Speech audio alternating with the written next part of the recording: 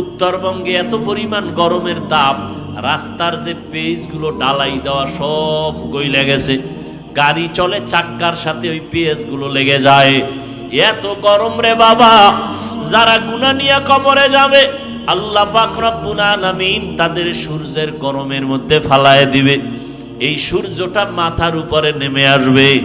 সূর্যটা এখন 9,30,00,000 মাইল উপরে দূরের থেকে তাপ দেয়। কিয়ামতের ময়দানে মাথার উপরে যখন চলে আসবে, বলো বাবার তখন কি উপায় হবে? সূর্যের গরমে মাথার মগজগুলো টাস টাস করে ফুটে যাবে। ও আল্লাহর গোলাম, সূর্যের গরমে জমিনটা তামা হয়ে যাবে। অপরদিকে জাহান্নামের আগুনের গরম, নবীরা পর্যন্ত যাদের গুনাহ নাই কান্নায় বেকারার হয়ে যাবে। ও যুবক বাবারা,